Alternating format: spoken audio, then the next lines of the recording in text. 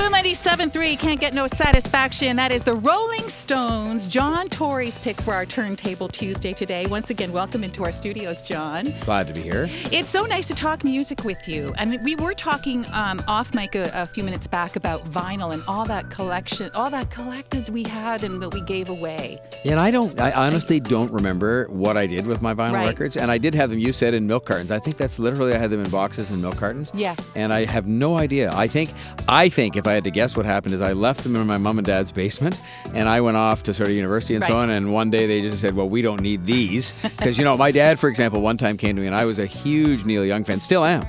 And he said to me, he just didn't like Neil Young's kind of that high-pitched singing. And he bought from me the right to play Neil Young records. In other words, he bought the right so he wouldn't play, I wouldn't play them anymore, and he of course certainly wouldn't.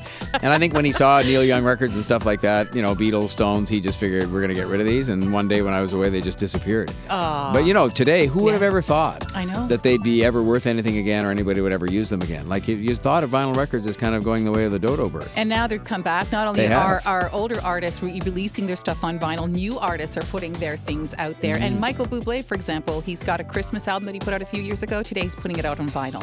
Well, there you go. Because people are collecting it again. No, it's good. I know. It's amazing. Yeah, those darn parents, they throw away all the good stuff. Well, they did, but if you leave it in their basement, what do you expect? What? I mean, we're to the stage now where we have kids old enough to do that, and my wife Barb is just merciless. She just says, 48 hours and it's gone. She does that with my stuff, for God's sake. She does.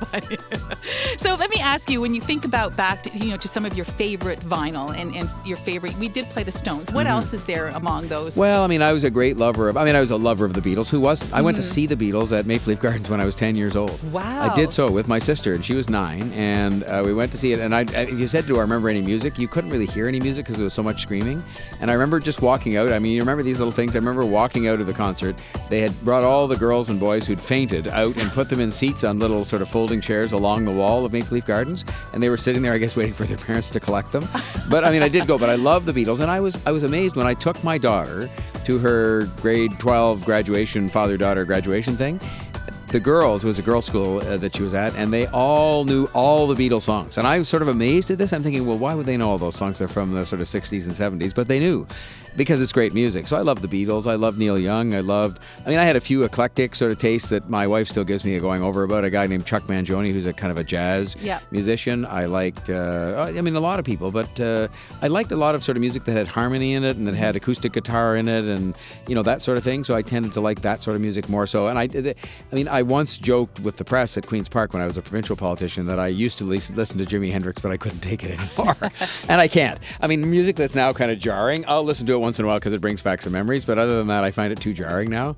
Well, it's interesting that you said you liked harmonies and stuff because I know what you've chosen as your next song, and before we divulge and talk what it is, this is a group that definitely excels at doing great harmonies. So yeah, tell us about your next choice. Well, you can go your own way with Fleetwood Mac, of course, and it's one of the.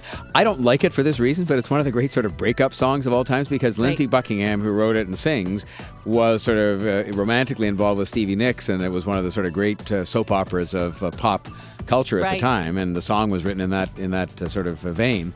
But I it's not why I like it. I just like it because I love the harmony of Fleetwood Mac and a number of other groups I would name that are the same way. I love those kinds of songs. I mean, I find that good music to sort of drive along in the car and listen to. We're speaking with John Tory, mayoral candidate, but we're not talking politics. We're talking music today. And as we've been talking, I've been trying to cue up that Fleetwood Mac song, so bear with me if we've done this wrong, but here it goes. Go your own way, Fleetwood Mac, Boom 97.3. Oh, there we go. Isn't the right